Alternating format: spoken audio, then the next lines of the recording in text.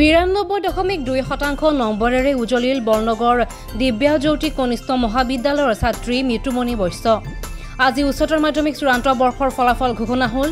এই ফলাফলত বৰনগৰ দিব্যাজ্যোতি কনিষ্ঠ মহাবিদ্যালয়ৰ 16 গৰাকী ছাত্ৰ-ছাত্ৰীয়ে প্ৰথম বিভাগ পাবলৈ সক্ষম হয়।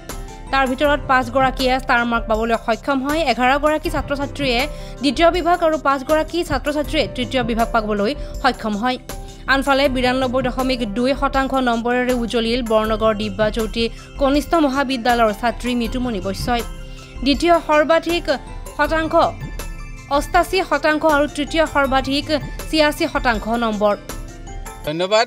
মোৰ তৰফৰ পৰা আমাৰ বৰনগৰীয়া সমূহ ৰাইজকে আমি অশেষ ধন্যবাদ জনাইছোঁ, কাৰণ সকলোৰে আশীৰ্বাদৰ ফলত আমি আজি এনেকুৱা ফলাফল লাভ কৰিবলৈ সক্ষম হৈছোঁ। কাৰণ আমি খবৰ পোৱা মতে আমাৰ এই সৰভোগৰ ভিতৰতে আমাৰ বৰনগৰ বিদ্যাজ্যোতিয়ে মানে হায়েষ্ট পাৰ্চেণ্ট পাবলৈ সক্ষম হৈছে আৰু অনাগত দিনত ইয়াতকৈ আমি ভাল ফলাফল দেখুৱাবলৈ সক্ষম হ'ম বুলি আশা ৰাখিছোঁ। আমাৰ জুনিয়ৰ কলেজখনৰ নামেই হ'ল বিদ্যাজ্যোতি, অৰ্থাৎ বিদ্যাৰ জ্যোতি মানে পোহৰ বিলোৱা। আমি ব্যৱসায়িক ভিত্তিত কেতিয়াও লোৱা নাই, আপোনালোকে জানেই।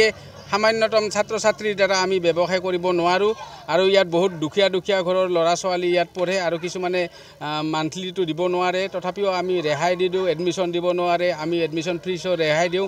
যে আমি বৰনগৰত এটা শিক্ষাৰ বিপ্লৱ গঢ়ি তুলিব বিচাৰোঁ।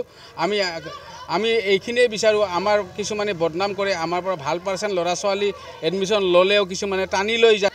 ঠিক এনেকুৱা ৰিজাল্টে আমি আশা কৰোঁ আৰু আশা কৰাৰ ধৰণে ছাত্ৰ ছাত্ৰীয়ে পৰিশ্ৰম কৰিছে, অভিভাৱক অভিভাৱিকাই পৰিশ্ৰম কৰিছে, আমাৰ শিক্ষক শিক্ষয়িত্ৰীয়ে পৰিশ্ৰম কৰিছে। হওক যে ইয়াত ভাল ফলাফল লাভ কৰিবলৈ সক্ষম হয় ছাত্ৰ ছাত্ৰীতকৈ ভাল ফলাফল কৰি দেখুৱাম বুলি আমি গভীৰ বিশ্বাসী।